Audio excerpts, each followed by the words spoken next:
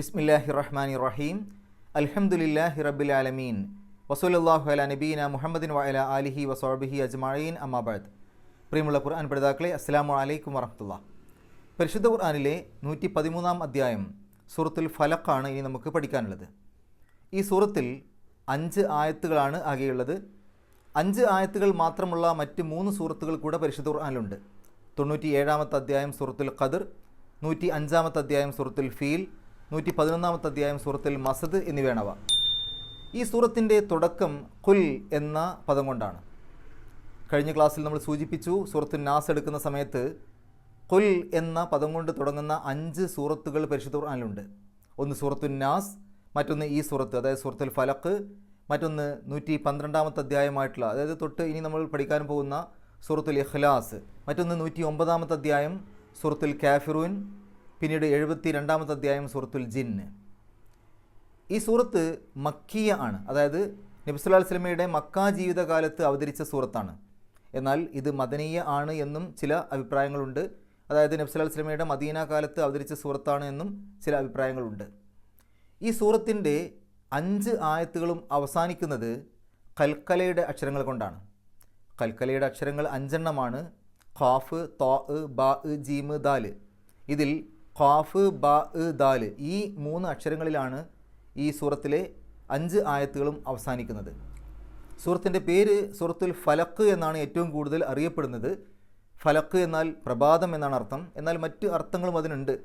നരകത്തിലെ ഒരു പൊത്ത്, നരകത്തിലെ ഒരു വീട്, അല്ലെങ്കിൽ നരകത്തിലെ ജയിൽ പോലെയുള്ളൊരു സ്ഥലം, അല്ലെങ്കിൽ എല്ലാ സൃഷ്ടികളെയും ഫലഖ് എന്ന് പറയാറുണ്ട്. ഏതായാലും ഏറ്റവും കൂടുതൽ സ്വീകരിച്ചു വരുന്ന അർത്ഥം പ്രഭാതം എന്നുള്ളതാണ്. ഈ സൂറത്തിൻ്റെ പേര് സൂറത്തുൽ ഫലഖ് എന്നാണെങ്കിലും ഹദീസുകളിലൊക്കെ വന്നിരിക്കുന്നത് സൂറത്തു കുൽ അഊസു ബി റബ്ബിൽ ഫലഖ് എന്ന് തന്നെയാണ്. സൂറത്തുൽ നാസിൻ്റെ ആമുഖത്തിൽ നമ്മൾ സൂചിപ്പിച്ച പല കാര്യങ്ങളും ഇവിടെയും ഒന്ന് ഓർക്കേണ്ടതുണ്ട്. അതായത് ഈ സൂറത്തും സൂറത്തുൽ നാസും രണ്ടും കൂടെ ചേർത്ത് അൽ മുഅവ്വിദത്താനി അല്ലെങ്കിൽ അൽ മുഅവ്വിദത്തൈനി എന്ന് പറയാറുണ്ട്. കാരണം രണ്ടും രക്ഷ ചോദിക്കുന്ന സൂറത്തുകളാണ്, ശരണം തേടുന്ന അല്ലെങ്കിൽ അഭയം തേടുന്ന സൂറത്തുകളാണ്. അതുകൊണ്ട് തന്നെ അൽ മുഅവ്വിദത്താനി, രക്ഷ തേടുന്നവ അല്ലെങ്കിൽ അഭയം തേടുന്നവ എന്ന രൂപത്തിൽ ഇവയെ പറയാറുണ്ട്. തൊട്ടടുത്ത സൂറത്തുൽ ഇഖ്ലാസ് കൂടെ ചേർത്ത് 3 സൂറത്തുകളെ ഒരുമിച്ച് അൽ മുഅവ്വിദാത്ത് എന്നും പറയാറുണ്ട്. ഏതൊരാൾക്കും ചോദിക്കുവാനും രക്ഷ തേടാനും ഈ സൂറത്തുകളോളം, ഈ 2 സൂറത്തുകളോളം പറ്റിയ സൂറത്തുകൾ ഇല്ല എന്ന് നബി സല്ലല്ലാഹു അലൈഹി വസല്ലമ പറഞ്ഞതായിട്ട് റിപ്പോർട്ടുകളുണ്ട്. അതായത് ഈ സൂറത്തുൽ ഫലഖിനെയും സൂറത്തുൽ നാസിനെയും കൂടെ ചേർത്താണ് പറഞ്ഞത്. നബി സല്ലല്ലാഹു അലൈഹി വസല്ലമ ഏറ്റവും അന്ത്യനിമിഷങ്ങളിൽ, അവസാന സമയത്ത്, മരണത്തിൻ്റെ അടുത്ത സമയങ്ങളിൽ, രോഗത്തിൽ കിടക്കുന്ന സമയത്ത് ഈ 3 സൂറത്തുകൾ, സൂറത്തുൽ ഇഖ്ലാസ്, സൂറത്തുൽ ഫലഖ്, സൂറത്തുൽ നാസ്, ഇത് 3ഉം ഓതിയിട്ട് ശരീരത്തിൽ ഊതിയിരുന്നു എന്ന് ഹദീസുകളിൽ കാണാം. അതിന് സാധിക്കാതെ വന്ന സമയത്ത് ആയിഷ ബിബി റളിയല്ലാഹു അൻഹ ഈ സൂറത്തുകൾ നബി സല്ലല്ലാഹു അലൈഹി വസല്ലമയുടെ കൈകളിലേക്ക് ഊതിയിട്ട് ആ കൈകൾ കൊണ്ട്, നബി സല്ലല്ലാഹു അലൈഹി വസല്ലമയുടെ കൈകൾ കൊണ്ട് നബി സല്ലല്ലാഹു അലൈഹി വസല്ലമയുടെ ശരീരം തടവിയിരുന്നു എന്നൊക്കെ കാണാൻ സാധിക്കും. ഈ സൂറത്തും തൊട്ട് മുമ്പ് നമ്മൾ പഠിച്ച സൂറത്തുൽ നാസും തമ്മിലൊരു ബന്ധമുണ്ട്. രണ്ടും രക്ഷ ചോദിക്കുന്ന സൂറത്തുകളാണ്. പക്ഷേ സൂറത്തുൽ നാസിൽ മനസ്സിനുണ്ടാകുന്ന പ്രയാസങ്ങളിൽ നിന്നാണ്, അതിനെക്കുറിച്ചാണ് രക്ഷ ചോദിക്കുന്നത്. എന്നാൽ ഈ സൂറത്തിൽ നമുക്ക് ഭൗതികമായി ഉണ്ടാകുന്ന പ്രയാസങ്ങളിൽ നിന്നാണ് രക്ഷ ചോദിക്കുന്നത്. രണ്ടും രക്ഷ ചോദിക്കുന്ന സൂറത്തുകളാണ്. അപ്പോൾ ഒന്ന് മനസ്സിനുണ്ടാകുന്ന പ്രയാസങ്ങളിൽ നിന്ന് രക്ഷ ചോദിക്കുന്നു, മറ്റൊന്ന് ശരീരത്തിനേൽക്കുന്ന പ്രയാസങ്ങളിൽ നിന്ന് രക്ഷ ചോദിക്കുന്നു. അത് രണ്ടും കൂടെ ചേർന്നതാണല്ലോ ജീവിതം. അപ്പോൾ മൊത്തം ജീവിതത്തിലുണ്ടാകുന്ന പ്രശ്നങ്ങളെക്കുറിച്ചുള്ള ഒരു രക്ഷ ചോദിക്കലാണ് ഈ 2 സൂറത്തുകൾ എന്ന് മനസ്സിലാക്കാൻ സാധിക്കും.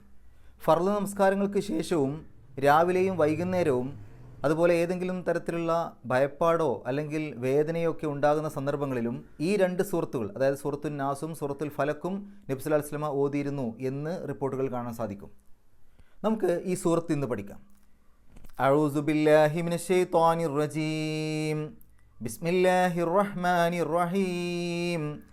ഖുൽ അഊസു ബിറബ്ബിൽ ഫലഖ് മിൻ ശർരി മാ ഖലഖ് വമിൻ ശർരി ഗാസിഖിൻ ഇദാ വഖബ് വമിൻ ശർരി നഫ്ഫാസാതി ഫിൽ ഉഖദ് വമിൻ ശർരി ഹാസിദിൻ ഇദാ ഹസദ്. ഖുൽ, ഇത് നമ്മൾ സൂറത്തുൽ നാസിൻ്റെ തുടക്കത്തിലും പഠിച്ചു. ഖാല എന്ന് പറഞ്ഞാൽ പറഞ്ഞു എന്നർത്ഥം. ഖുൽ അത് കൽപ്പനക്രിയയാണ്, പറയണം, പറയുക, നീ പറയ്. നബി സല്ലല്ലാഹു അലൈഹി വസല്ലമയോട് ആയതുകൊണ്ട് നബിയെ താങ്കൾ പറയുക. ഖുൽ, നബിയെ താങ്കൾ പറയുക. അഊദു, ആസ എന്ന് പറഞ്ഞാൽ രക്ഷ തേടി. അഊദു, ഞാൻ രക്ഷ തേടുന്നു, അല്ലെങ്കിൽ ഞാൻ രക്ഷ തേടും. ബി റബ്ബി, ബി എന്ന് പറഞ്ഞാൽ പല അർത്ഥങ്ങളുണ്ട്. ഓട്, കൊണ്ട്, ഇൽ. ഇവിടെ ഓട് എന്നർത്ഥം കൊടുക്കാം. ബി റബ്ബി, റബ്ബിനോട്. റബ്ബ് എന്ന് പറഞ്ഞാൽ നാഥൻ, രക്ഷിതാവ്. വിശദമായ അർത്ഥം നമുക്ക് പിന്നീട് പറയാം. ബി റബ്ബി, നാഥനോട് അല്ലെങ്കിൽ രക്ഷിതാവിനോട്, റബ്ബിനോട്. അൽ ഫലഖി, ഫലഖിൻ്റെ. ഫലഖ് എന്ന് പറഞ്ഞാൽ പ്രഭാതം എന്നാണ് ഏറ്റവും കൂടുതൽ സ്വീകാര്യമായ അർത്ഥം. മറ്റർത്ഥങ്ങളുണ്ട്, നമ്മൾ സൂചിപ്പിച്ചു. അതായത് സൃഷ്ടി എന്ന അർത്ഥമുണ്ട്.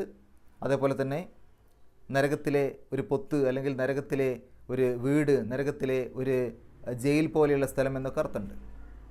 ഖുൽ അഊദു ബി റബ്ബിൽ ഫലഖ്, നബിയെ താങ്കൾ പറയുക, പ്രഭാതത്തിൻ്റെ രക്ഷിതാവിനോട് ഞാൻ രക്ഷ ചോദിക്കുന്നു, അല്ലെങ്കിൽ പുലരിയുടെ നാഥനോട് ഞാൻ രക്ഷ ചോദിക്കുന്നു. മിൻ ഷെരി മാ ഖലഖ്, മിൻ ഷെരി, ഇതും നമ്മൾ സൂറത്തു നാസിൽ പഠിച്ചു. ഷെർ എന്ന് പറഞ്ഞാൽ തിന്മ, ഉപദ്രവം, പ്രയാസം. മിൻ എന്ന് പറഞ്ഞാൽ ഇൽ നിന്ന്. മിൻ ഷെരി, ഷെറിൽ നിന്ന്, തിന്മയിൽ നിന്ന്, പ്രയാസത്തിൽ നിന്ന്, ഉപദ്രവത്തിൽ നിന്ന്, ദ്രോഹത്തിൽ നിന്ന്. മാ ഖലഖ, മാ എന്നുള്ളതിന് പല അർത്ഥങ്ങളുണ്ട്. ചേർക്കാൻ ഉപയോഗിക്കുന്ന മാ ഉണ്ട്, മൗസൂലയുടെ മാ എന്ന് പറയും. അത്, അല്ലെങ്കിൽ യാതൊന്ന് എന്നൊക്കെ പറയും അർത്ഥം. ചോദ്യത്തിന് വേണ്ടിയിട്ട് എന്ത് എന്ന് ചോദിക്കാൻ വേണ്ടി മാ ഉപയോഗിക്കും. അത്ഭുതം പറയാൻ വേണ്ടിയിട്ട് എന്തൊരു എന്ന് പറയാൻ വേണ്ടിയിട്ട്, അത്ഭുതം കാണിക്കാൻ വേണ്ടി മാ ഉപയോഗിക്കാറുണ്ട്. അങ്ങനെ ചെയ്തിട്ടില്ല എന്നൊക്കെ പറയാൻ വേണ്ടിയിട്ട് മാ ഉപയോഗിക്കാറുണ്ട്. അങ്ങനെ പല രൂപത്തിലും പല അർത്ഥത്തിലും മാ വരും. സന്ദർഭത്തിനനുസരിച്ചാണ് നമ്മളതിൻ്റെ അർത്ഥം മനസ്സിലാക്കുക. അപ്പോൾ ഇവിടെ ഖലക്ക, സൃഷ്ടിച്ചു, അവൻ സൃഷ്ടിച്ചു. മാ ഖലക്ക, അത് മൗസൂലയുടെ മാണ്. അവൻ സൃഷ്ടിച്ചവ, അല്ലെങ്കിൽ അവൻ സൃഷ്ടിച്ച യാതൊന്ന്, അല്ലെങ്കിൽ അവൻ സൃഷ്ടിച്ചത്. അപ്പോൾ ഒന്നിച്ചർത്ഥം പറയുമ്പോൾ മിൻ ഷെരി മാ ഖലക്ക്, അവൻ സൃഷ്ടിച്ചവയുടെ ദ്രോഹത്തിൽ നിന്ന്, അല്ലെങ്കിൽ അവൻ സൃഷ്ടിച്ചവയുടെ തിന്മയിൽ നിന്ന്. വമിൻ ഷെരി ഖാസിഖിൻ ഇദാ വഖബ്, വാവ് അത്ഫിൻ്റെ വാവ് എന്നാണ് പറയാം. തൊട്ട് മുമ്പൊരു കാര്യം പറഞ്ഞു, അതുമാത്രമല്ല ഇനി ഇതും കൂടെ എന്ന് പറയാൻ വേണ്ടിയിട്ട്. നേരത്തെ അവൻ സൃഷ്ടിച്ചവയുടെ തിന്മയിൽ നിന്ന് രക്ഷ ചോദിക്കുന്നു എന്ന് പറഞ്ഞു. ഇനി അതിൽ നിന്ന് മാത്രമല്ല, ഇനി മറ്റു ചില കാര്യങ്ങളിൽ നിന്നും കൂടെ രക്ഷ ചോദിക്കുകയാണ്. അപ്പോൾ മിൻ ഷെരി, ഷെറിൽ നിന്നും എന്നർത്ഥം കിട്ടും. ആ വാവ് കൂടെ കൂട്ടി പറയുമ്പോൾ ഷെറിൽ നിന്നും. മിൻ എന്ന് പറഞ്ഞാൽ ഇൽ നിന്ന്, ഷെരി എന്ന് പറഞ്ഞാൽ തിന്മ. അപ്പോൾ മിൻ ഷെരി, തിന്മയിൽ നിന്ന്. വാവും കൂടെ ചേർത്ത് പറയുമ്പോൾ തിന്മയിൽ നിന്നും. ഖാസിഖിൻ, ഖാസിഖ് എന്ന് പറഞ്ഞാൽ ലെയിൽ എന്നർത്ഥം, രാത്രി. അപ്പോൾ രാത്രിയുടെ ഷെറിൽ നിന്ന്, രാത്രിയുടെ തിന്മയിൽ നിന്നും. ആ രാത്രി എപ്പോൾ? ഇദാ വഖബ, വഖബ എന്ന് പറഞ്ഞാൽ ഇരുട്ട് മൂടി എന്നാണ് വഖബ. ഇദാ എന്ന് ചേർക്കുമ്പോൾ അങ്ങനെ ആയാൽ, അങ്ങനെ ആയപ്പോൾ എന്നൊക്കെ അർത്ഥം കിട്ടുക. ഇദാ വഖബ, ഇരുട്ട് മൂടിയാൽ, അല്ലെങ്കിൽ ഇരുട്ട് മൂടിയപ്പോൾ. ഒന്നിച്ചിയാത്തിൻ്റെ അർത്ഥം വമിൻ ഷെരി ഖാസിഖിൻ ഇദാ വഖബ്, രാത്രിയുടെ ഇരുട്ട് മൂടിയപ്പോൾ അതിൽ നിന്നും, അതിൻ്റെ തിന്മയിൽ നിന്നും എന്ന് പറഞ്ഞാൽ അതിൻ്റെ തിന്മയിൽ നിന്നും ഞാൻ അള്ളാഹുവിനോട് രക്ഷ ചോദിക്കുന്നു എന്നാണ്. വമിൻ ഷെരിൻ നഫാസാത്തി ഫിൽ ഉഖദ്, വാവ് അത്ഫിൻ്റെ വാവാണ്, എന്നർത്ഥത്തിൽ, ആൻഡ് എന്നർത്ഥത്തിൽ. മിൻ ഷെരി, മിൻ എന്ന് പറഞ്ഞാൽ ഇൽ നിന്ന്, ഷെരി തിന്മ. മിൻ ഷെരി, തിന്മയിൽ നിന്ന്. വമിൻ ഷെരി, തിന്മയിൽ നിന്നും. എന്തിൻ്റെ തിന്മയിൽ നിന്നും? അൻ നഫാസാത്തി, നഫസ എന്ന് പറഞ്ഞാൽ ഊതി എന്നാണ് അർത്ഥം. നഫഹ എന്നുള്ള പദമൊക്കെ പരിശുദ്ധ ഖുർആനിൽ നമുക്കറിയാം, ഊതി എന്നുള്ള അർത്ഥത്തിൽ വന്നിട്ടുണ്ട്. നഫസ എന്നുള്ളത് ഒരല്പം തുപ്പലൊക്കെ തെറിപ്പിച്ചുകൊണ്ടുള്ള ഊത്തിനെയാണ് നഫസ എന്ന് പറയാം. ഈ മന്ത്രോച്ചാരണമൊക്കെ നടത്തുന്ന സമയത്ത് ഈ തുപ്പലൊക്കെ തെറിപ്പിച്ചുകൊണ്ടുള്ള ഊത്താണ് ഉണ്ടാവുക. അപ്പോൾ നഫസ, ഊതി. നാഫിസ് എന്ന് പറഞ്ഞാൽ ഊതുന്നവൻ. അതിനെ കുറച്ചും കൂടെ സിയഗ മുബാലഗ എന്നുള്ള രൂപത്തിൽ കുറച്ചും കൂടെ കട്ടികൂട്ടി പറയുമ്പോൾ നഫാസ് എന്ന് പറയും, നന്നായി ഊതുന്നവൻ. നാഫിസ് എന്ന് പറഞ്ഞാൽ ഊതുന്നവൻ.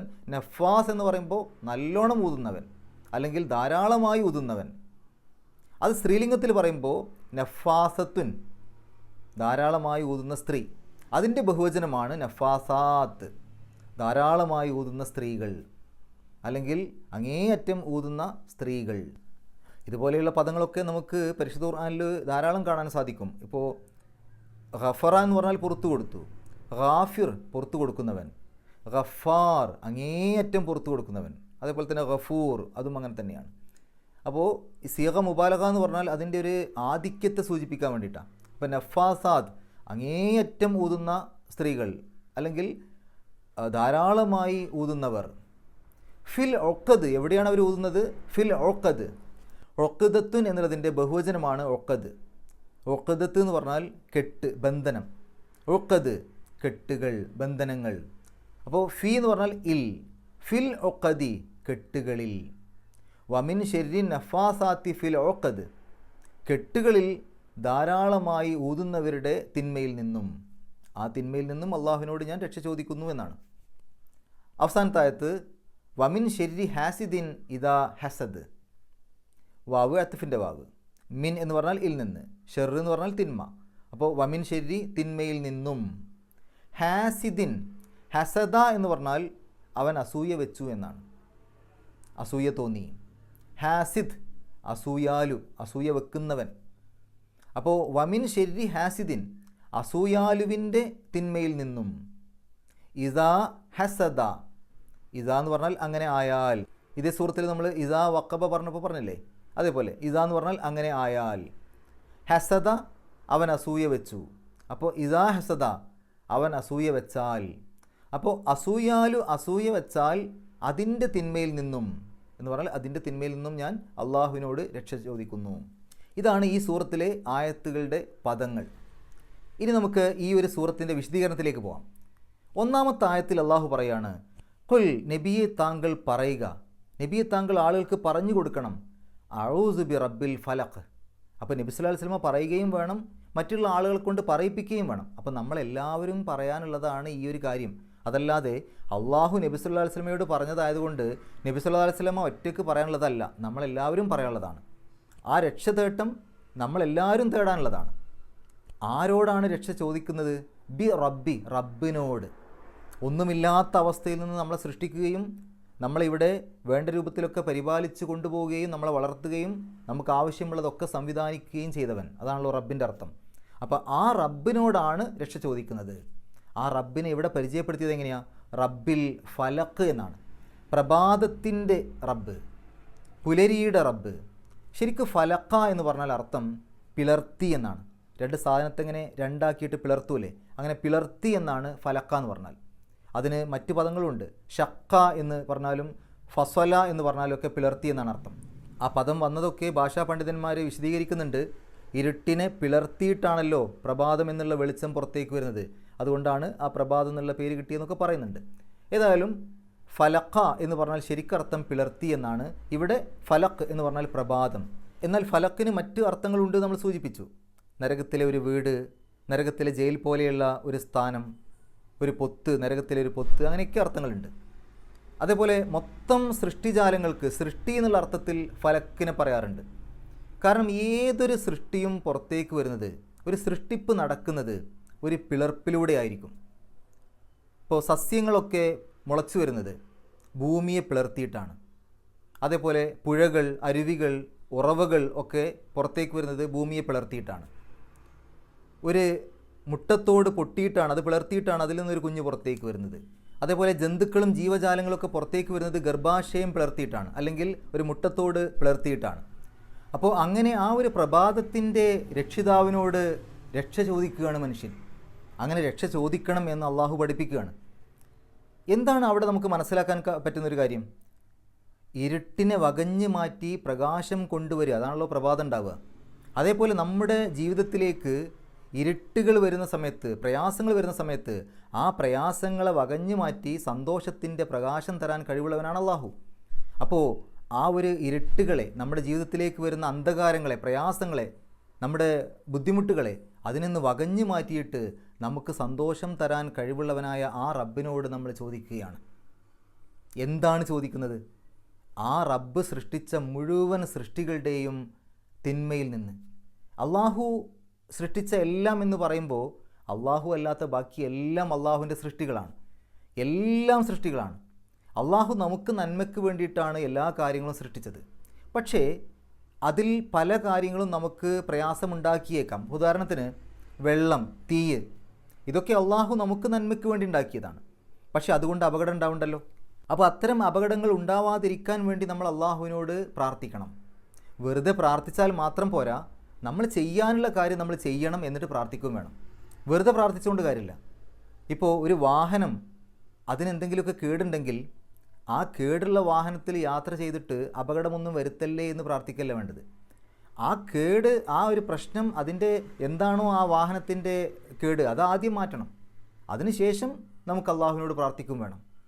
നമ്മുടെ വീട്ടിൽ ഒരു കറണ്ട് പോകുന്ന ഒരു വയറുണ്ടെന്ന് വിചാരിക്കുക. ആ വയറൊക്കെ പൊളിഞ്ഞിട്ട് അതിൻ്റെ കമ്പി പുറത്തേക്ക് കാണുന്നുണ്ടെങ്കിൽ അതാദ്യം ശരിയാക്കണം, എന്നിട്ട് പ്രാർത്ഥിക്കണം. അതല്ലാതെ ആ അപകടത്തെ അവിടെ നിലനിർത്തിക്കൊണ്ട് അള്ളാഹുവിനോട് പ്രാർത്ഥിക്കല്ല വേണ്ടത്. നമ്മൾ ചെയ്യാനുള്ള കാര്യം നമ്മൾ ചെയ്യുകയും എന്നിട്ട് അള്ളാഹുവിനോട് പ്രാർത്ഥിക്കുകയും ചെയ്യണം. അപ്പോൾ എല്ലാം സൃഷ്ടിച്ചവനായ അള്ളാഹുവിനോടാണ് അവൻ്റെ സൃഷ്ടികൾ കൊണ്ടുണ്ടാകുന്ന പ്രയാസങ്ങളിൽ നിന്ന് നമ്മൾ രക്ഷ ചോദിക്കുന്നത്. കാരണം അള്ളാഹുവാണ് എല്ലാം സൃഷ്ടിച്ചത്. അതുകൊണ്ട് നമ്മൾ രക്ഷ ചോദിക്കേണ്ടത് അള്ളാഹുവിനോട് തന്നെയാണല്ലോ. അവൻ്റെ സൃഷ്ടികളാണല്ലോ എല്ലാം. അതുകൊണ്ട് അവ കൊണ്ടുണ്ടാകുന്ന പ്രയാസങ്ങളിൽ നിന്ന് നമ്മൾ അള്ളാഹുവിനോടാണ് രക്ഷ ചോദിക്കേണ്ടത്. അങ്ങനെ അള്ളാഹുവിനോട് നമ്മൾ രക്ഷ ചോദിക്കുന്നു. അവൻ സൃഷ്ടിച്ച എന്തൊക്കെയുണ്ടോ അതുകൊണ്ടൊക്കെ ഉണ്ടാകാവുന്ന പ്രയാസങ്ങളിൽ നിന്ന് നമ്മൾ അള്ളാഹുവിനോട് രക്ഷ ചോദിക്കുന്നു. അടുത്ത ആയത്തിൽ നമ്മൾ എന്താണ് രക്ഷ ചോദിക്കുന്നത്? രാത്രി അതിൻ്റെ ഇരുട്ട് മൂടുന്ന സമയത്ത് അതുകൊണ്ടുണ്ടാകുന്ന വിപത്തുകളിൽ നിന്ന് നമ്മൾ അള്ളാഹുവിനോട് രക്ഷ ചോദിക്കുകയാണ്. കാരണം രാത്രിയുടെ ഇരുട്ട് എന്ന് പറയുന്നത് ഒരു നിർഭയത്വം കുറഞ്ഞ സമയമാണല്ലേ. രാത്രി ഇരുട്ട് മൂടുമ്പോൾ പകൽ സമയത്ത് നമുക്ക് നല്ല നിർഭയത്വം ഉണ്ടാവും, വലിയ പേടിയൊന്നും ഉണ്ടാവില്ല. പക്ഷേ രാത്രി എന്നുള്ളത് പലപ്പോഴും ഒരു പേടിയുടെ ഒരു സമയം കൂടിയാണ്. കാരണം ഇരുട്ടുള്ളത് കൊണ്ട് തന്നെ എന്തെങ്കിലുമൊക്കെ ഉപദ്രവം ഉണ്ടാക്കാൻ തീരുമാനിക്കുന്ന ആളുകൾക്ക് അവരുണ്ടാക്കാൻ പോകുന്ന ഉപദ്രവങ്ങളെ ഒളിപ്പിച്ചു വെക്കാൻ പറ്റും ആ രാത്രിയുടെ ഇരുട്ട് കൊണ്ട്. പലപ്പോഴും കള്ളന്മാരൊക്കെ മോഷണത്തിന് വേണ്ടി തിരഞ്ഞെടുക്കുന്നത് അധികവും രാത്രി സമയമാണല്ലോ. കാരണം രാത്രിയാകുന്ന സമയത്ത് അവർ ചെയ്യുന്ന തെറ്റുകളെ അവർക്ക് ആ ഒരു ഇരുട്ടിൽ മറച്ചു വെക്കാൻ പറ്റും, അവരെ ആ രൂപത്തിൽ ഒളിപ്പിച്ചു വെക്കാൻ പറ്റും. അപ്പോൾ മറ്റൊരാൾക്ക് എന്തെങ്കിലും ഒരു ഷെറുണ്ടാക്കാൻ വേണ്ടി വിചാരിക്കുകയാണെങ്കിൽ, ഒരു പ്രയാസം ഉണ്ടാക്കാൻ വേണ്ടി വിചാരിക്കുകയാണെങ്കിൽ ഇരുട്ട് എന്നുള്ളതിനെ മറപിടിച്ചുകൊണ്ട് അവർക്ക് എന്തെങ്കിലുമൊക്കെ ചെയ്യാൻ പറ്റും. അപ്പോൾ ആ ഒരു ഇരുട്ട് മൂടുന്ന സമയത്ത്, രാത്രി ഇരുട്ട് മൂടുന്ന സമയത്ത്, ആ സമയത്ത് പല തിന്മകളും ഉണ്ടാവാം, നമുക്ക് പല അപകടങ്ങളും ഉണ്ടാവാം. അതിൽ നിന്നൊക്കെ നമ്മൾ അള്ളാഹുവിനോട് രക്ഷ ചോദിക്കുകയാണ് ചെയ്യുന്നത്, രക്ഷ തേടുകയാണ് ചെയ്യുന്നത്. അതേസമയം രാത്രി ഉള്ളത് കൊണ്ടാണ് നമുക്ക് പൂർണ്ണമായ രൂപത്തിൽ വിശ്രമിക്കാൻ പറ്റുന്നത്. അപ്പോൾ വിശ്രമത്തിൻ്റെ സമയമാണ് രാത്രി. ആ രാത്രി നമുക്ക് ആവശ്യമാണ്. പക്ഷേ ആ രാത്രിയിൽ സംഭവിച്ചേക്കാവുന്ന തിന്മകളിൽ നിന്ന് നമ്മൾ അള്ളാഹുവിനോട് രക്ഷ ചോദിക്കുകയും വേണം. നാലാമത്തെ ആയത്തിൽ അള്ളാഹു പറയുന്നു, വമിൻ ഷെരിൻ നഫാസാത്തി ഫിൽ ഉഖദ്, കെട്ടുകളിൽ ഊതുന്നവരുടെ തിന്മയിൽ നിന്ന് അള്ളാഹുവിനോട് രക്ഷ ചോദിക്കാനാണ് പറഞ്ഞത്. എന്താണ് ഈ കെട്ടുകളിൽ ഊതുക എന്ന് പറഞ്ഞാൽ? പല വിശദീകരണങ്ങളും അതിനുണ്ട്. ഏറ്റവും പ്രധാനമായിട്ട് സ്വീകാര്യമായ വിശദീകരണം എന്നുള്ളത് സിഹർ, മാരണം പോലെയുള്ള മറ്റുള്ള ആളുകൾക്ക് പ്രയാസങ്ങൾ ഉണ്ടാക്കുക, അത്തരം ആളുകളുടെ ഷെറിൽ നിന്ന് രക്ഷ ചോദിക്കുക. എന്നാൽ അതല്ലാത്ത മറ്റർത്ഥങ്ങളുമുണ്ട്. കെട്ടുകൾ എന്നുള്ളത് കുടുംബ ബന്ധങ്ങളെ സൂചിപ്പിക്കുന്നു.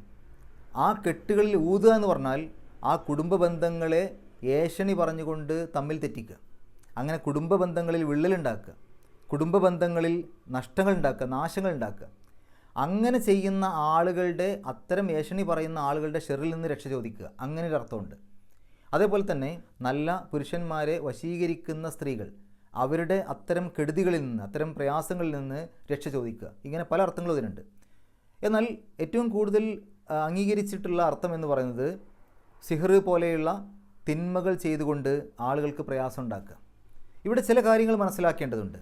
ഒന്ന്, എന്തുകൊണ്ട് നഫാസാത്ത് എന്ന് പറയുന്ന സ്ത്രീലിംഗം ഉപയോഗിച്ചു? കെട്ടുകളിൽ ഊതുന്ന സ്ത്രീകൾ എന്നാണ് ശരിക്കും അതിൻ്റെ അർത്ഥം വരിക. അപ്പോൾ സ്ത്രീകൾ മാത്രമേ ഇത് ചെയ്യുന്നുള്ളൂ? അങ്ങനെയല്ല, ഇതിന് പല വിശദീകരണങ്ങളുണ്ട്. ഒന്ന്, അന്നത്തെ കാലത്ത് ഏറ്റവും കൂടുതൽ സ്ത്രീകൾ അങ്ങനെ ചെയ്തിരുന്നു എന്ന് ചില അഭിപ്രായങ്ങളുണ്ട്. മറ്റൊന്ന്, നഫാസാത്ത് എന്നുള്ളൊരു സ്ത്രീലിംഗ പദത്തിന് വെറും സ്ത്രീലിംഗ അർത്ഥം മാത്രമല്ല. ഇപ്പോൾ ആത്മാക്കൾ, അങ്ങനെ ചെയ്യുന്ന ദേഹങ്ങൾ, അത്തരം തെറ്റുകൾ ചെയ്യുന്ന ആത്മാവുകൾ, അത്തരം തെറ്റുകൾ ചെയ്യുന്ന വിഭാഗക്കാർ, അതിനൊക്കെ ഉപയോഗിക്കുന്നത് നഫാസാത്ത് എന്നുള്ള സ്ത്രീലിംഗ പദമാണ്. അപ്പോൾ പദം സ്ത്രീലിംഗമാണെങ്കിലും അതിൻ്റെ ആശയം വരുന്നത് സ്ത്രീകളും പുരുഷന്മാരും ഒക്കെ അടങ്ങിയ വിഭാഗം എന്ന രൂപത്തിലൊക്കെ അർത്ഥം കൊടുക്കാം. അപ്പോൾ അതുകൊണ്ട് സ്ത്രീലിംഗമായതുകൊണ്ട് വെറും സ്ത്രീകൾ മാത്രമാണ് അതിൽ ഒതുങ്ങിയത് എന്ന് അർത്ഥമല്ല. ഇനി ഈ സിഹർ, അതായത് മാരണം, കൺകെട്ട്, ഇതൊക്കെ ചെയ്യുന്ന ആളുകൾ എങ്ങനെയാണ് പ്രയാസങ്ങൾ ഉണ്ടാക്കുക? അപ്പോൾ നമുക്കറിയാം, ഒരു മാജിക്ക് ചെയ്യുന്ന ആളെ സംബന്ധിച്ചിടത്തോളം അദ്ദേഹം ചിലപ്പോൾ ഒരു പെട്ടി തുറന്ന് കാണിക്കും, ആ പെട്ടിയിൽ ഒന്നുമില്ല എന്ന് പറയും, നമുക്ക് കാണിച്ചു തരും. പിന്നെ പെട്ടി ഒന്നും കൂടെ അടച്ച് തുറന്നു കഴിഞ്ഞാൽ അതിൽ നിന്നൊരു പ്രാവ് ചിലപ്പോൾ പുറത്തേക്ക് വരും. നമ്മൾ അത്ഭുതപ്പെട്ടു പോകും. അത് ശരിക്കും അദ്ദേഹം ഒരു പുതിയ പ്രാവിനെ അവിടെ ഉണ്ടാക്കിയതാണോ? അല്ല, യഥാർത്ഥം അതല്ല, അതിൽ യാഥാർത്ഥ്യമില്ല. പിന്നെയോ നമ്മളുടെ കണ്ണിനെ ഒന്ന് കബളിപ്പിച്ചിരിക്കുകയാണ്. അപ്പോൾ നമ്മളത് വിശ്വസിച്ച് പോവും. അങ്ങനെ കണ്ണിനെ കബളിപ്പിക്കാൻ കഴിവുള്ള അത്തരം കൈയടക്കമുള്ള കൺകെട്ട് വിദ്യകൾ അറിയുന്ന ആളുകളുണ്ട്. അപ്പോൾ ഈ സിഹർ പോലെയുള്ള കാര്യങ്ങൾക്ക് അഭൗതികമായ രൂപത്തിൽ നമ്മളൊന്നും ചെയ്യാൻ പറ്റില്ല. അതേസമയത്ത് ഭൗതികമായ രൂപത്തിൽ ചിലപ്പോൾ ചില ആളുകളെ തമ്മിൽ തെറ്റിക്കാം. ഇപ്പോൾ ഒരാൾ മറ്റൊരാൾക്ക് സിഹർ ചെയ്തു എന്ന് പറഞ്ഞു കഴിഞ്ഞാൽ അവർ തമ്മിൽ തെറ്റും, വൈരാഗ്യം ഉണ്ടാവും. ചിലപ്പോൾ അതിന് പകരം ഇങ്ങോട്ട് ചെയ്യാൻ വേണ്ടി ശ്രമിക്കും. അങ്ങനെ ആളുകൾ തമ്മിൽ ഒരുപാട് വഴക്കും വൈരാഗ്യവും ദേഷ്യവും വാശിയും ഒക്കെ ഉണ്ടായിട്ട് ജീവിക്കേണ്ടി വരും. അപ്പോൾ ഒരുപാട് വലിയ പ്രയാസങ്ങൾ ഇതുകൊണ്ടുണ്ടാകും. വളരെ നല്ല അടുപ്പത്തിൽ കഴിഞ്ഞിരുന്ന ആളുകൾ പോലും തമ്മിൽ തല്ലാൻ, ശത്രുക്കളായി മാറാൻ ഇത് കാരണമാവും. അങ്ങനെ ആ രൂപത്തിൽ സാധാരണക്കാരുടെ ഇന്ദ്രിയങ്ങളെ കബളിപ്പിക്കാൻ, അങ്ങനെ കബളിപ്പിച്ച് അവർക്ക് ജീവിതം മുന്നോട്ട് കൊണ്ടുപോകാൻ പല സാഹിറുകളും പണ്ട് കാലത്തും ഇന്നത്തെ കാലത്തും ഒക്കെ ശ്രമിച്ചുകൊണ്ടിരിക്കുന്നുണ്ട്. അവരുടെ കൈയടക്കവും കൺകെട്ട് വിദ്യകളുമൊക്കെ ആളുകൾ കാണുമ്പോൾ അതെന്തോ ഒരു അഭൗതികമായ ശക്തിയാണ്, അവർക്ക് എന്തൊക്കെ കഴിവുകളുണ്ടെന്ന് തെറ്റിദ്ധരിച്ചു പോകും. ആ രൂപത്തിൽ അവർ ചെയ്തിട്ട് അതുവഴി അവർ ജീവിതം മുന്നോട്ട് കൊണ്ടുപോവുകയാണ്. പക്ഷേ അഭൗതികമായ രൂപത്തിൽ ഒരാൾക്ക് നന്മ സംഭവിപ്പിക്കുവാനും തിന്മ സംഭവിപ്പിക്കുവാനും അള്ളാഹുവിന് മാത്രമേ കഴിയുള്ളൂ, മറ്റൊരാൾക്കും അതിന് കഴിവില്ല. എന്നാൽ ഇത്തരം കബളിപ്പിക്കലോടുകൂടി സംഭവിക്കുന്നത് ആളുകളുടെ മനസ്സിൽ പേടിയുണ്ടാക്കാൻ അതുകൊണ്ട് സാധിക്കും, വൈരാഗ്യമുണ്ടാക്കാൻ സാധിക്കും, അതുപോലെ തന്നെ തെറ്റിദ്ധാരണ ഉണ്ടാക്കാനും വൈരാഗ്യം വളർത്താനും ഒക്കെ ഇതുകൊണ്ട് സാധിക്കും.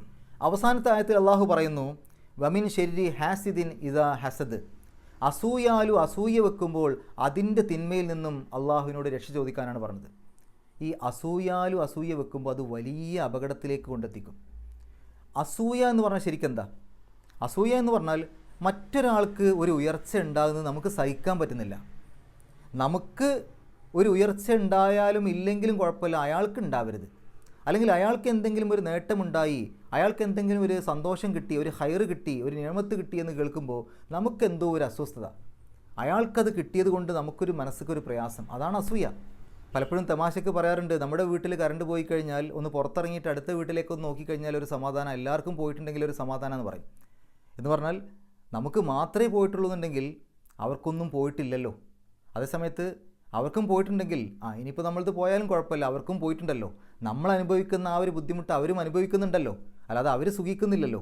അതേസമയത്ത് അവർക്ക് കറണ്ട് ഉണ്ട്, നമുക്ക് കറണ്ട് പോയി എന്ന് കേട്ട് കഴിഞ്ഞാൽ നമ്മൾ മാത്രമാണ് പ്രയാസത്തിൽ. അവർക്ക് എന്തുകൊണ്ട് ആ പ്രയാസമല്ല, അവർ സുഖിക്കുകയാണ്. അത് നമുക്ക് സഹിക്കാൻ പറ്റുന്നില്ല. അതൊരു അസൂയയുടെ ഭാഗമാണ്. അതേസമയത്ത് നമുക്ക് പോയാലും അവർക്കൊക്കെ ഉണ്ടാകുന്നത് കാണുമ്പോൾ ഒരു സന്തോഷം, നമ്മൾക്കല്ലേ ബുദ്ധിമുട്ട് വന്നിട്ടുള്ളൂ, അവരൊന്നും ഇരുട്ടിലല്ലോ, അവർക്കൊക്കെ കറണ്ട് ഉണ്ടല്ലോ, അവർക്കൊക്കെ ഒരു സുഖമുണ്ടല്ലോ, അത് നമുക്കൊരു സന്തോഷം നൽകുന്നുണ്ടെങ്കിൽ അതാണ് ഒരു സത്യവിശ്വാസിയുടെ മനസ്സിലുണ്ടാവേണ്ടത്. നമുക്കൊരു പക്ഷേ ഒരു നേട്ടം കിട്ടിയില്ല, പക്ഷേ നമ്മളുടെ സുഹൃത്തിനോ അയൽവാസിക്കോ മറ്റോ ഒരു നേട്ടം കിട്ടി. ആ നേട്ടം ഉണ്ട് എന്ന് നമ്മൾ അറിഞ്ഞപ്പോൾ നമുക്കൊരു സന്തോഷം, എൻ്റെ അയൽവാസിക്ക് അത് കിട്ടിയല്ലോ, എനിക്ക് കിട്ടിയില്ലെങ്കിലും കുഴപ്പമില്ല, അവന് കിട്ടിയല്ലോ. അതൊരു വല്ലാത്ത സന്തോഷം. അതാണോ നമുക്കുണ്ടാവാറുള്ളത്? നമുക്കൊരു പക്ഷേ ചില നേട്ടങ്ങൾ കിട്ടൂല, ചിലപ്പോൾ ഗവൺമെൻറ്റിൽ നിന്നോ മറ്റൊക്കെ ചില ആനുകൂല്യങ്ങൾ നമുക്ക് കിട്ടൂല. അതേസമയത്ത് മറ്റുള്ളവർക്കത് കിട്ടിയെന്ന് കേൾക്കുമ്പോൾ അവനത് കിട്ടിയോ, എനിക്ക് കിട്ടിയിട്ടില്ല, അതുകൊണ്ട് അവൻ്റെതും കൂടെ ഇല്ലാതാക്കണം എന്ന് പറഞ്ഞാൽ അവന് കിട്ടിയതിൽ നമുക്ക് എന്തോ ഒരു അസ്വസ്ഥത, ഒരു വിഷമം. അതാണ് അസൂയ. ആ ഒരു അസൂയ എന്നുള്ളത് ഏറ്റവും വലിയൊരു ആപത്താണ്. അത് നമ്മളുടെ അമലുകളെ കാർന്നു തിന്നുന്ന ഒരു കാര്യമാണ്. അങ്ങനെ മറ്റൊരാളോട് നമുക്ക് അസൂയ വെക്കാൻ പാടില്ല. സത്യവിശ്വാസിയെ സംബന്ധിച്ചിടത്തോളം ഒരിക്കലും മറ്റൊരാളോട് അസൂയ വെക്കാൻ പാടില്ല. നമുക്ക് കിട്ടിയിട്ടില്ലെങ്കിലും കുഴപ്പമില്ല, മറ്റുള്ളവർക്ക് കിട്ടണം എന്നുള്ളതായിരിക്കണം നമ്മുടെ ആഗ്രഹം. മറ്റുള്ളവർക്ക് നമ്മളെക്കാൾ കൂടുതൽ ഉയർച്ചകൾ ഉണ്ടാകുമ്പോൾ അതിൽ നമ്മൾ സന്തോഷം കാണണം, അതിൽ നമുക്ക് സന്തോഷിക്കാൻ കഴിയണം. എന്നാൽ അനുവദനീയമായ അസൂയയുണ്ട്. അതെന്താണ്? നമ്മുടെ ഒരു ഉറ്റ സുഹൃത്ത്, നമ്മൾ വളരെയധികം സ്നേഹിക്കുന്ന സുഹൃത്ത്, അവന് ഉയർച്ചയുണ്ടാകുന്ന സമയത്ത് ചിലപ്പോൾ നമ്മൾ അവനെ കാണുമ്പോൾ ചേർത്ത് പിടിച്ചുകൊണ്ട് സന്തോഷത്തോടു കൂടെ നമ്മൾ അവനോട് പറയും, എനിക്ക് നിന്നോട് അസൂയ തോന്നടാന്ന് പറയും. അത് പറഞ്ഞതിൻ്റെ അർത്ഥം എന്താ? നീ നശിച്ച് കാണാൻ ഞാൻ ആഗ്രഹിക്കുന്നതാണോ? അല്ല, നിനക്ക് ഈ കിട്ടിയ ഉയർച്ചയിൽ എനിക്ക് വല്ലാത്ത സന്തോഷം ഉണ്ടെന്നാണ് അത് പറഞ്ഞതിൻ്റെ അർത്ഥം, അല്ലേ? നമുക്കതിൽ ഒരുപാട്, നീ സന്തോഷിക്കുന്ന പോലെ എനിക്കും സന്തോഷമുണ്ടെന്നാണ് എൻ്റെ അർത്ഥം.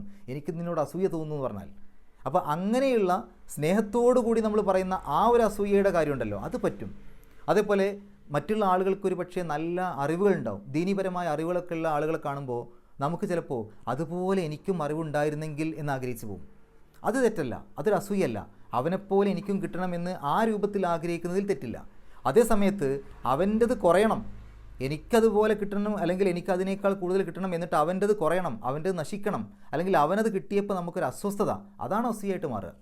അവന് കിട്ടിയതിൽ നമുക്ക് സന്തോഷമുണ്ട്, അതേപോലെ എനിക്കും കിട്ടാൻ ആഗ്രഹമുണ്ട്, അതേ തെറ്റല്ല. നമ്മുടെ കൂട്ടുകാരനൊരു അനുഗ്രഹം കിട്ടി, അല്ലെങ്കിൽ എന്തെങ്കിലും ഒരു നേട്ടം കിട്ടി, അതിൽ നമുക്ക് ഒരുപാട് സന്തോഷമുണ്ട്.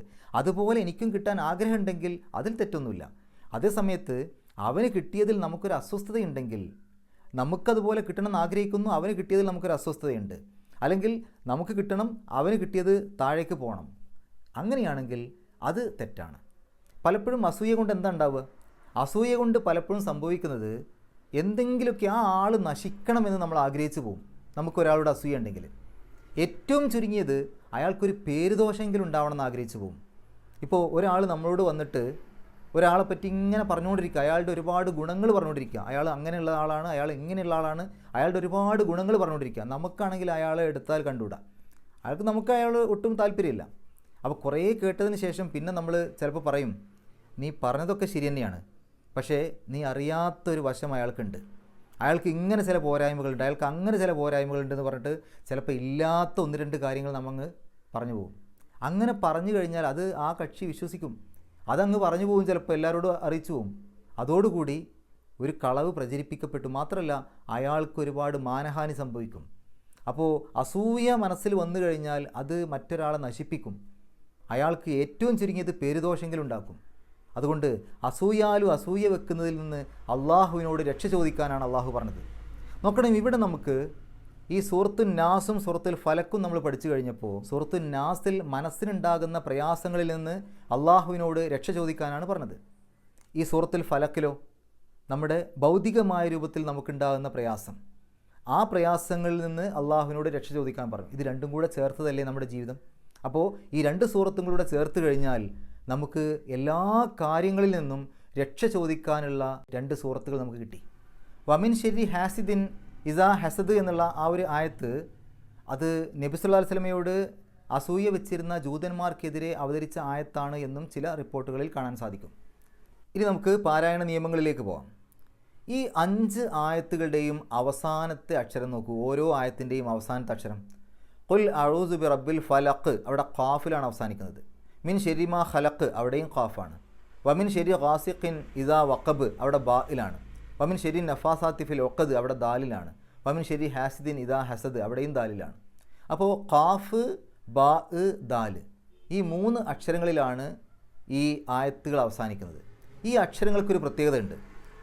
ഈ അക്ഷരങ്ങൾക്ക് കൽക്കലയുടെ അക്ഷരം എന്നാണ് പറയുക. അതുമാത്രമല്ല, ഇനി 2 അക്ഷരങ്ങൾ കൂടെ ഉണ്ട്. അതായത് ഖാഫ്, ത്വാ, ബാ, ജീമ്, ദാല്, ഈ 5 അക്ഷരങ്ങളെയാണ് കൽക്കലയുടെ അക്ഷരം എന്ന് പറയാം. അത് ഓർത്തു വെക്കാൻ വേണ്ടി ഖുതുബുജദ് എന്ന് ഓർത്താൽ മതി. ഖുതുബുജദ്. അപ്പോൾ ഖാഫ്, ത്വാ, ബാ, ജീമ്, ദാല് എന്ന് പറയാൻ കിട്ടും. ഈ 5 അക്ഷരങ്ങളുടെ പ്രത്യേകത, ഇതിൽ ഏതെങ്കിലും ഒരു അക്ഷരത്തിന് സുക്കൂനുള്ള രൂപത്തിൽ കണ്ടു കഴിഞ്ഞാൽ അതിനെ കുറച്ച് ഗൗരവത്തിൽ പറയണം, വെളിവാക്കി പറയണം, കട്ടിയിൽ പറയണം, വെറുതെ തൊട്ടുവെച്ച് പോയാൽ പോരാ. അപ്പോൾ ഇവിടെ ഈ ഒരു സൂറത്തിൽ എല്ലാ ആയത്തുകളുടെയും അവസാനം കൽക്കലയുടെ അക്ഷരം എന്ന് പറയാൻ പറ്റും. അപ്പോൾ ഖുൽ അഊസു ബി റബ്ബിൽ ഫലഖ് എന്ന് പറയുമ്പോൾ ഖുൽ അഊസു ബി റബ്ബിൽ ഫലഖ് എന്ന് പറഞ്ഞാൽ പോരാ, ഫലഖ്, ആ ഒരു ഫലഖ് എന്നുള്ള ആ അവസാനത്തെ ഖ് എന്നുള്ളത് പുറത്തേക്ക് വെളിവായി കേൾക്കണം.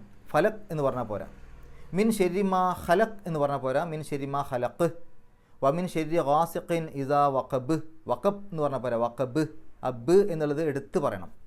വമിൻ ശരി നഫാസാത്തി ഫിൽ ഉഖദ്, ഉഖദ് എന്ന് പറഞ്ഞാൽ പോരാ, ഉഖദ്. വമിൻ ശരി ഹാസിദിൻ ഇദാ ഹസദ്. ഇനി ഈ ഒരു കൽക്കലയുടെ അക്ഷരം ശരിക്കത് 3 രൂപത്തിൽ ഉച്ചരിക്കും. ഇപ്പോൾ നമ്മൾ പറഞ്ഞതെല്ലാം കൽക്കലയുടെ അക്ഷരം വന്നത് അവസാനത്തിലാണ്. മാത്രമല്ല അവിടെ ശരിക്ക് സുക്കൂൻ അല്ലെങ്കിലും നമ്മൾ പാരായണം നിർത്തുമ്പോൾ ഒരു ആയത്തിൻ്റെ അവസാനം ആയതുകൊണ്ട് നമ്മൾ സുക്കൂൻ ഇട്ട് കൊടുക്കുമല്ലോ, അപ്പോഴാണ് അതിന് ആ കൽക്കലയുടെ ആ ഒരു രൂപത്തിലുള്ള ഉച്ചാരണം കിട്ടുന്നത്. ഇനി ഇതേപോലെയുള്ള കൽക്കലയുടെ അക്ഷരം ചില സന്ദർഭങ്ങളിൽ ആയത്തിൻ്റെ അവസാനമല്ലാതെ ഇടയിൽ വരും. അങ്ങനെ ഇടയിൽ വന്നു കഴിഞ്ഞാൽ ഇത്രത്തോളം കട്ടിയിൽ പറയണ്ട, ഒരു നേരിയ രൂപത്തിൽ, ഒരു കുറച്ചും കൂടെ ചെറിയ രൂപത്തിലുള്ളൊരു കട്ടിയിൽ പറഞ്ഞാൽ മതി. അതാണ് ലഘുവായ രൂപത്തിലുള്ള കട്ടിയാക്കൽ. എന്നാൽ ഇപ്പോൾ ഇത് ആയത്തിൻ്റെ അവസാനമാണ്, അതുകൊണ്ട് കുറച്ചും കൂടെ നമ്മൾ കട്ടിയിൽ പറഞ്ഞു. ഇനി ഇതിനേക്കാൾ കട്ടിയിൽ പറയുന്നൊരു സന്ദർഭമുണ്ട്. അതെപ്പോഴാണെന്നറിയോ? ഷദ്ദോടുകൂടി വരും. ഇപ്പോൾ ദാലിക്കൽ യൗമുൽ ഹഖ്, അവിടെ ഷദ്ദോടുകൂടി വന്നു, അവിടെ പാരായണം നിർത്തുവാണ്. അത്തരം സന്ദർഭങ്ങളിൽ അതിന് സുക്കൂനിട്ടിട്ട് നിർത്തുമ്പോൾ ഷദ്ദോടുകൂടി ആയതുകൊണ്ട് നല്ല ഗൗരവത്തിലാണ് പറയാം, നല്ല കട്ടിയിലാണ് പറയാം. അപ്പോൾ 3 രൂപത്തിൽ ഈ കൽക്കലയുടെ അക്ഷരത്തിന് ഉച്ചാരണമുണ്ട് എന്നർത്ഥം. ഈ ഖലക്ക് എന്നുള്ള പദം വളരെയധികം ശ്രദ്ധിക്കണം. ഖലക്ക എന്ന് പറഞ്ഞാൽ സൃഷ്ടിച്ചു എന്നാണ് അർത്ഥം. അതേസമയം ആ ഖാഇൻ്റെ പുള്ളി നഷ്ടപ്പെട്ട് കഴിഞ്ഞാൽ ഹലക്ക എന്നാവും. അപ്പോൾ ശരിക്കും മുടിവെട്ടി എന്നാണ് അർത്ഥം വരിക. ഖാലിഖ് എന്ന് പറയുമ്പോൾ സൃഷ്ടാവ് എന്നാണ്. ഹലക്ക സൃഷ്ടിച്ചു, ഖാലിഖ് സൃഷ്ടാവ്. അതേസമയത്ത് ആ പുള്ളി ഇല്ലാതെ പറയുമ്പോൾ ഹലക്ക മുടിവെട്ടി, ഹാലിക്ക് മുടിവെട്ടുന്നവൻ, ബാർബർ എന്നാണ് അർത്ഥം കിട്ടുക. അപ്പോൾ അവിടെ നമ്മൾ കുട്ടികളൊക്കെ അത് പഠിക്കുന്ന സമയത്ത് ആ അക്ഷരം കൃത്യമായിട്ട് തന്നെ പറയാൻ ശീലിക്കണം. മിൻ ഷെരിമ ഹലക്ക് എന്നാവരുത്. അപ്പോൾ മുടിവെട്ടുന്നവൻ്റെ ഷെറിൽ നിന്ന് രക്ഷ ചോദിക്കുന്ന വരിക. മിൻ ഷെരിമ ഹലക്ക് എന്നായിരിക്കണം. അത് പറയുമ്പോൾ കൃത്യമായിട്ട് അക്ഷരം പറഞ്ഞ് ശീലിക്കുക തന്നെ വേണം. ഇനി നമുക്ക് ബാക്കി നോക്കാം. ഖുൽ അഊസു ബി റബ്ബിൽ ഫലഖ് മിൻ ഷെരിമ. ഷീനിൻ്റെ മുമ്പ് സുക്കൂനുള്ള നൂന് വന്നു. ആ സുക്കൂനുള്ള നൂനെ ഇഖ്ഫാ ചെയ്യുക, മറച്ച് വെച്ചുകൊണ്ട് മണിക്കുക. അപ്പോൾ മിൻ ഷെരിമ, ഷെരി എന്നുള്ളടത്ത് റാഇന് കസ്റായതുകൊണ്ട് രീ എന്നുള്ള ഉച്ചാരണം കൊടുക്കുക. മിൻ ഷെരിമ ഖലഖ് വമിൻ ഷെരി, അവിടെയും അതേ നിയമം. ഷീനിൻ്റെ മുമ്പ് സുക്കൂനുള്ള നൂനെ ഇഖ്ഫാ ചെയ്യുക. മിൻ ഷെരി, റാഇന് കസ്റായതുകൊണ്ട് രീ എന്നുള്ള ഉച്ചാരണം കൊടുക്കുക. ഗാസിഖിൻ ഇദാ വഖബ്, അവിടെ ശ്രദ്ധിക്കണം. ഗാസിഖിൻ എന്നുള്ളതിൻ്റെ അവസാനത്തിൽ തൻവീനാണ്, അതിനുശേഷം ഹംസയാണ്. അപ്പോൾ തൻവീനിന് ശേഷം ഹംസ വന്നാൽ ആ തൻവീനിനെ വെളിവാക്കി പറയണം, ഇൽഹാർ ചെയ്യണം. അവിടെ ആ നൂനിൻ്റെ ശബ്ദം പുറത്തേക്ക് കേൾക്കുന്ന രൂപത്തിൽ പറയുന്നതിനാണ് ഇൽഹാർ ചെയ്യുക എന്ന് പറയാം. അപ്പോൾ ഗാസിഖിൻ, ഗാസിഖിൻ എൻ എന്നുള്ള ശബ്ദം പുറത്തേക്ക് കേൾക്കണം. ഇത് ഈ ഒരു ഹംസയുടെ മുമ്പ് തൻവീന് വന്നാൽ മാത്രമല്ല, ഹംസക്ക് പുറമേ മറ്റ് 5 അക്ഷരങ്ങളുണ്ട്. അതായത് ഹംസ, ഹ, ഐൻ, ഹ, ഗൈൻ, ഹ. ഈ 6 അക്ഷരങ്ങളിൽ ഏതെങ്കിലും ഒരു അക്ഷരത്തിൻ്റെ മുമ്പ് തൻവീനോ അല്ലെങ്കിൽ സുക്കൂനുള്ള നൂനോ വന്നാൽ ഇതുപോലെ തന്നെ ഇൽഹാർ ചെയ്തിട്ടാണ് പറയേണ്ടത്. ഈ ഇൽഹാർ ചെയ്യുന്ന സന്ദർഭങ്ങളിൽ തൻവീന്, ഫതഹ് തൻവീനോ കസ്ർ തൻവീനോ എഴുതുമ്പോൾ ഒരു പ്രത്യേകത ഉണ്ട്. ആ ഫതഹ് തൻവീനോ കസ്ർ തൻവീനോ എഴുതുമ്പോൾ ആ 2 വരയും ഒന്നൊന്നിൻ്റെ താഴെ കൃത്യമാക്കിയിട്ടാണ് എഴുതിയിട്ടുണ്ടാവുക. എന്നാൽ ഇൽഹാർ അല്ലാത്ത മറ്റേത് സന്ദർഭങ്ങളിലും തൻവീന് നോക്കുക, അവിടെ 2 വരകളും കുറച്ച് തിരിച്ചിട്ടുണ്ടാവുക. ലമ്മ് തൻവീനാണെങ്കിൽ 2 രൂപത്തിലെഴുതും. ഇൽഹാർ ആണെങ്കിൽ 2 രൂപത്തിലെഴുതും. ഒന്നുകിൽ ഒരു കൊളുത്ത് അങ്ങോട്ടും ഒരു കൊളുത്ത് ഇങ്ങോട്ടും, അങ്ങോട്ടും ഇങ്ങോട്ടും കോർത്തിട്ട പോലെ ഉണ്ടാവും. അല്ലെങ്കിൽ ഒരു വലിയ കൊളുത്തിൻ്റെ ഉള്ളിൽ ഒരു ചെറിയ കൊളുത്ത് എന്നുള്ള രൂപത്തിലുണ്ടാവും. ഇതാണ് ഇൽഹാറിൻ്റെ രൂപത്തിൽ നമുക്ക് എഴുതാൻ പറ്റുക. ഇൽഹാർ അല്ലാത്ത സന്ദർഭങ്ങളിൽ 2 കൊളുത്തുകൾ ഒന്നൊന്നിൻ്റെ താഴെ വേറിട്ട് എഴുതിയിട്ടുണ്ടാവും, ഇൽഹാർ അല്ലാത്ത സന്ദർഭങ്ങളിൽ. അപ്പോൾ അത് കണ്ടാൽ തന്നെ നമുക്ക് മനസ്സിലാക്കാൻ പറ്റും അവിടെ ഇൽഹാർ ആണോ അല്ലേ എന്നുള്ളത്. ഇനി സുക്കൂനുള്ള നൂനാണെങ്കിൽ ഇൽഹാറിൻ്റെ സന്ദർഭങ്ങളിൽ മാത്രമാണ് സുക്കൂനുള്ള നൂനിന് ആ ഒരു പുള്ളിക്ക് പുറമേ സുക്കൂനിൻ്റെ അടയാളം കൊടുക്കുകയുള്ളൂ. ബാക്കിയുള്ള എല്ലാ സന്ദർഭങ്ങളിലും ആ പുള്ളി മാത്രമേ ഉണ്ടാവുള്ളൂ. അപ്പോൾ ആ പുള്ളിക്ക് പുറമേ ആ സുക്കൂനിൻ്റെ അടയാളം ഉണ്ടെങ്കിൽ സുക്കൂനുള്ള നൂന് വരുമ്പോൾ നമുക്ക് മനസ്സിലാക്കാം അവിടെ ഇൽഹാർ ആണ് എന്നുള്ളത്. ശരി, അപ്പോൾ ഇവിടെ ഗാസിഖിൻ, ഗാസിഖിൻ എൻ എന്നുള്ള ശബ്ദം പുറത്തേക്ക് കേൾക്കണം. ഗാസിഖിൻ ഇദാ വഖബ്. വമിൻ ശരിൻ നഫാസാത്തി, വമിൻ ശരിയുടെ തജ്വീദ് ഇനി പറയണ്ടല്ലോ. അൻ നഫാസാത്തി എന്നുള്ളടത്ത് നൂനിന് ഷെദ് വന്നു. ഷെദ്ദുള്ള നൂനും ഷെദ്ദുള്ള മീമും പരിശുദ്ധ ഖുർആനിൽ എവിടെ കണ്ടാലും അതിനെ മണിച്ചിട്ട് പറയണം. മണിച്ചിട്ട് പറയാന്ന് പറഞ്ഞാൽ എന്താർത്ഥം? അത് പറയുമ്പോൾ കുറച്ച് സമയം ഇങ്ങനെ രാഗത്തോടുകൂടി, ഈണത്തോടുകൂടി കുറച്ച് സമയം ഇങ്ങനെ പിടിച്ച് നിൽക്കുക, പെട്ടെന്ന് പറയാതിരിക്കുക. ഇപ്പോൾ ഇവിടെ വമിൻ ശരിൻ നഫാസാത്തി, അതല്ലാതെ വമിൻ ശരിൻ നഫാസാത്തി എന്ന് സ്പീഡിൽ പറയാൻ പറ്റൂല.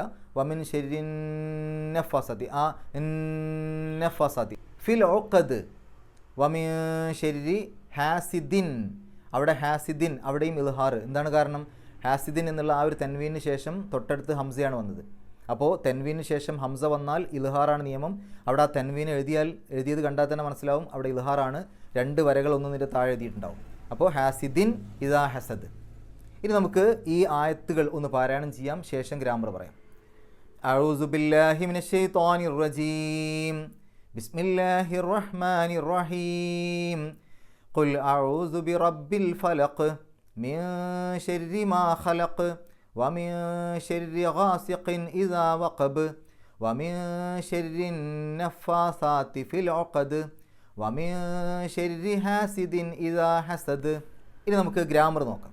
ഖുൽ എന്നുള്ളത് എങ്ങനെ വന്നു? ഖാല എന്നുള്ളത് മാദിയായ പദമാണ്, പറഞ്ഞു എന്നാണ് അതിൻ്റെ അർത്ഥം. അതിൻ്റെ കൽപ്പനക്രിയയാണ് ഖുൽ എന്നുള്ളത്. നീ പറയുക എന്നാണ് അർത്ഥം വരിക. ഈ കൽപ്പനക്രിയ ഉണ്ടാക്കുന്നത് മുലാരിയിൽ നിന്നാണ്. ഖാലയുടെ മുലാരി യഖൂലു എന്നാണ്. അതിൻ്റെ തുടക്കത്തിലുള്ള യാ കളയും, ഖൂ എന്നുള്ള നീട്ടൽ കളയും, അവസാനത്തെ ലാമിന് സുക്കൂനിടും. അങ്ങനെയാണ് ഖുൽ, നീ പറയ്, താങ്കൾ പറയണം എന്നുള്ള കൽപ്പനക്രിയ കിട്ടുന്നത്. അഊസു, ആസ എന്ന് പറഞ്ഞാൽ രക്ഷ തേടി. അഊസു, ഞാൻ രക്ഷ തേടും, അല്ലെങ്കിൽ ഞാൻ രക്ഷ തേടുന്നു. മുലാരിക്ക് മറ്റു രൂപങ്ങളുണ്ട്, 4 രൂപങ്ങളുണ്ട്. യഊസു, തഊസു, നഊസു, ഇതൊക്കെ മുലാരിയുടെ രൂപങ്ങളാണ്. യഊസു എന്നാണെങ്കിൽ അവൻ രക്ഷ തേടും, അവൻ രക്ഷ തേടുന്നു. തഊസു, നീ രക്ഷ തേടും, നീ രക്ഷ തേടുന്നു. നഊസു, ഞങ്ങൾ രക്ഷ തേടും, ഞങ്ങൾ രക്ഷ തേടുന്നു. ഇവിടെ അഊസു ആണ് വന്നത്, ഞാൻ രക്ഷ തേടുന്നു.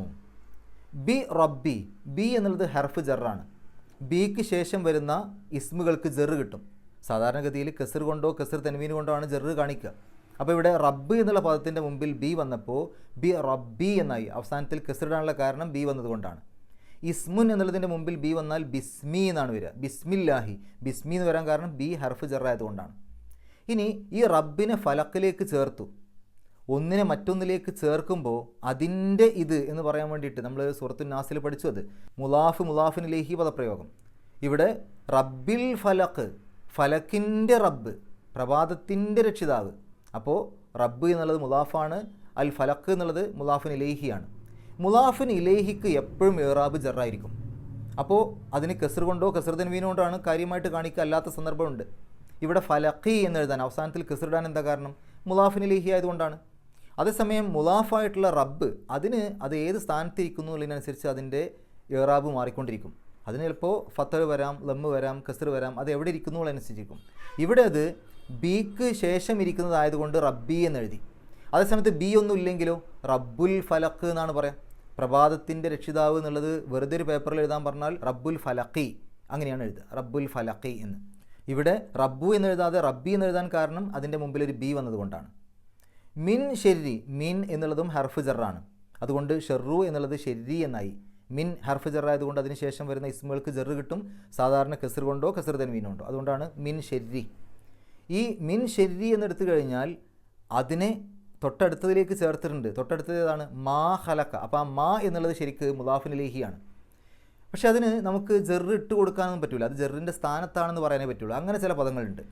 നമുക്ക് കെസർ ഇട്ട് കൊടുക്കാനൊന്നും പറ്റില്ല. നമുക്കത് ജെറിൻ്റെ സ്ഥാനത്താണെന്ന് പറയാം. കാരണം മാ എന്നുള്ളതിനെ നമ്മൾ മബിനി എന്നാണ് വിളിക്കുക. മബിനി എന്ന് പറഞ്ഞാൽ അതിന് മാറ്റമില്ലാത്ത രൂപത്തിൽ. ഇപ്പോൾ ഹുവ എന്ന് പറഞ്ഞാൽ അവൻ അല്ലേ. ഹുവ എന്നുള്ളത് എപ്പോഴും ഹുവ എന്ന് തന്നെ എഴുതുക.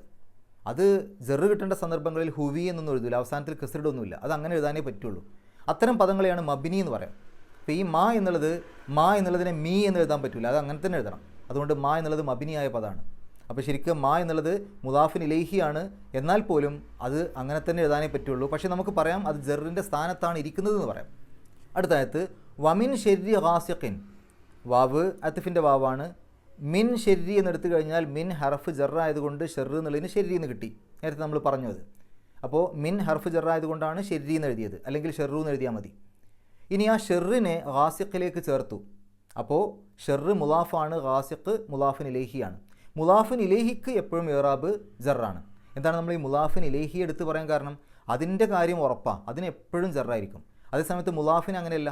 മുലാഫിന് അടയാളം അത് എവിടെ ഇരിക്കുന്നു എന്നുള്ളതിനനുസരിച്ച് അതിൻ്റെ ഇറാബ് മാറിക്കൊണ്ടിരിക്കും. ഇവിടെ അത് മിന്നിന് ശേഷം ഇരിക്കുകയായതുകൊണ്ട് മിൻ ഷെരി എന്നായി. മിന്നില്ലെങ്കിൽ ഷെറു എന്നായിരിക്കും വരിക. ശരി, ഖാസിഖ് മുലാഫിൻ ഇലേഹി ആയതുകൊണ്ട് ആ മുലാഫിൻ ഇലേഹിക്ക് ഇറാബ് ജറ് കിട്ടിയിട്ടുണ്ട്. അതാണ് കെസർ തൻവീൻ ഇടാനുള്ള കാരണം. കെസറോ കെസർ തൻവീനോ കൊണ്ടാണ് ഏറ്റവും കൂടുതലായിട്ട് ജറിനെ സൂചിപ്പിക്കുക. അങ്ങനെ അല്ലാത്ത രൂപങ്ങളും ഉണ്ട്. അപ്പോൾ അർത്ഥം എങ്ങനെ വരിക? ഷെരി ഖാസിഖ് എന്ന് പറയുമ്പോൾ ഖാസിഖിൻ്റെ ഷെറ്, കുട്ടിയുടെ പേന. കഴിഞ്ഞ ക്ലാസ്സിൽ നമ്മൾ പറഞ്ഞില്ലേ, കലം എന്ന് പറഞ്ഞാൽ പേന, അൽ വലത് എന്ന് പറഞ്ഞാൽ കുട്ടി. കുട്ടിയുടെ പേന എന്ന് പറഞ്ഞെങ്കിൽ കലമുൽ വലദി, അവസാനത്തിൽ വലദി കെസറിട്ട് പറയണം. അപ്പോഴാണ് കുട്ടിയുടെ പേന.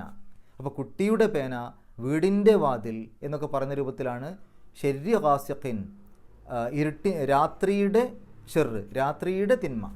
അടുത്തായത് വമിൻ ഷെരി നഫാസാത്തി ഫിൽ വഖദ്. അവിടെയും മിൻ എന്ന ഹർഫ് ജറ് വന്നിട്ടുണ്ട്. അതിനുശേഷം ഷെറ് വന്നപ്പോൾ അതിന് ഷെരി എന്നാക്കി. ആ ഷെറ് നഫാസാത്തിലേക്ക് ചേർത്തിട്ടുണ്ട്. അപ്പോൾ അതുകൊണ്ട് നഫാസാത്ത് എന്നുള്ളത് മുദാഫിൻ ഇലൈഹിയാണ്.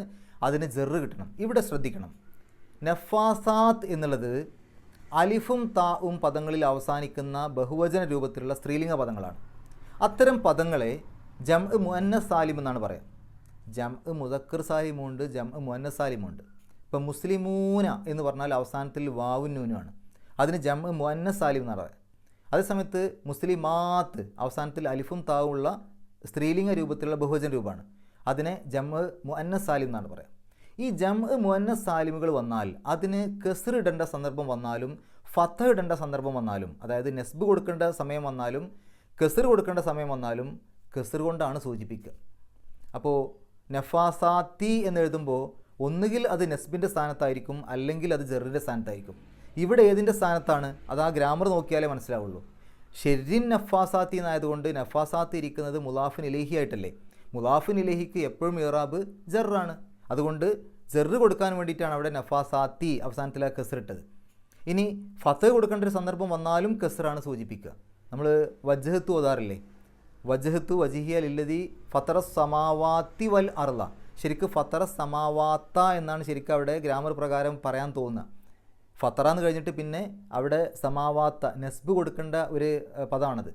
നെസ്ബാണ് കൊടുത്തത്, പക്ഷേ കെസർ കൊണ്ടാണ്, അതുകൊണ്ടാണ് സമാവാത്തി എന്ന് എഴുതിയത്. അതേസമയം അതിനുശേഷം അതിലേക്ക് ചേർത്തുകൊണ്ട് അർദിനെ പറഞ്ഞപ്പോൾ അതിന് ഫത്ത ഇടാൻ പറ്റും, അതുകൊണ്ട് വൽ അർള തന്നെ ഇട്ടു. അപ്പോൾ ശരിക്ക് സമാവാത്ത വൽ അർള എന്നാണ് ശരിക്കും അവിടെ പറയാൻ തോന്നുക. പക്ഷേ സമാവാത്തിന് ഫത്ത് ചേരാത്തതുകൊണ്ട് സമാവാത്തി കെസർ കൊണ്ടാണ് അതിൻ്റെ നെസ്ബിനെ സൂചിപ്പിച്ചത്. അപ്പോൾ ഇവിടെ നഫാസാത്തി എന്നുള്ള പദം അത് ജറ് കിട്ടിയ അവസ്ഥയിലാണ്. ജറ് കൊടുക്കാൻ വേണ്ടി കെസർ കൊണ്ടാണ് അതിനെ സൂചിപ്പിക്കുക. അപ്പോൾ സാധാരണഗതിയിൽ നമ്മൾ ജറിന് കെസർ എന്ന് പറയും, പക്ഷേ ഈ കെസർ അങ്ങനത്തെ അല്ല. ഇവിടെ വരുന്നത് ഈ അലിഫും താവും ഉപയോഗിക്കുന്ന പദങ്ങളിൽ കെസർ കണ്ടാൽ അത് ജറ് എന്ന് ഉറപ്പിക്കാൻ പറ്റില്ല. കാരണം ഫത്ത് കൊടുക്കേണ്ട സന്ദർഭങ്ങളിലും കെസർ കൊണ്ടാണ് സൂചിപ്പിക്കുക. അപ്പോൾ കെസർ കണ്ടു എന്നുള്ളത് കൊണ്ട് ഉടനെ തന്നെ അത് ജറ് എന്ന് ഉറപ്പിക്കാൻ പറ്റില്ല.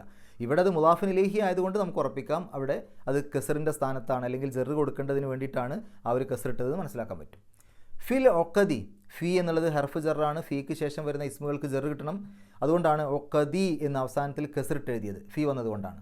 അവസാനത്തായത് വമിൻ ഷെരി ഹാസിദിൻ, ഇവിടെയും മിൻ എന്നുള്ള ഹർഫ് ജറ് വന്നു. ഷെറിന് ഷെരി എന്ന് എഴുതാനുള്ള കാരണം മിൻ വന്നതുകൊണ്ടാണ്. ആ ഷെറിനെ ഹാസിദിലേക്ക് ചേർത്തു. അപ്പോൾ ഹാസിദ് എന്നുള്ളത് മുലാഫിൻ ഇലൈഹിയായി. അതിന് കെസറോ കെസർ തൻവീനോ ഇട്ടിട്ടാണ് സാധാരണഗതിയിൽ അതിൻ്റെ ജറ് കാണിക്കുക. അതുകൊണ്ടാണ് ഹാസിദിൻ എന്ന് എഴുതിയത്, മുലാഫിൻ ഇലൈഹി ആയതുകൊണ്ടാണ്. അഊദു ബില്ലാഹി മിനശ് ശൈത്വാനിർ റജീം. ബിസ്മില്ലാഹിർ റഹ്മാനിർ റഹീം. ഖുൽ അഊദു ബിറബ്ബിൽ ഫലഖ് മിൻ ശർരി മാ ഖലഖ് ومن شر غاسق إذا وقب ومن شر النفاثات في العقد ومن شر حاسد إذا حسد. ഇത്രയും കാര്യങ്ങളാണ് ഈ ഒരു സൂറത്തിൽ നമ്മൾ മനസ്സിലാക്കേണ്ടത്. അള്ളാഹു പരിശുദ്ധ ഖുർആൻ ഏറ്റവും നല്ല രൂപത്തിൽ പഠിക്കുവാനും അത് ജീവിതത്തിൽ പകർത്തുവാനും കഴിവിൻ്റെ പരമാവധി മറ്റുള്ള ആളുകൾക്ക് എത്തിച്ചു കൊടുക്കുവാനുമുള്ള സന്മനസ്സും തൗഫീക്കും സൗഭാഗ്യവും നമുക്ക് ഏവർക്കും പ്രദാനം ചെയ്യുമാറാകട്ടെ. വാഹൃദവൻ അൽഹംദുലില്ലാഹി റബ്ബിൽ ആലമീൻ. അസ്സലാമു അലൈക്കും വറഹ്മത്തുള്ളാഹി.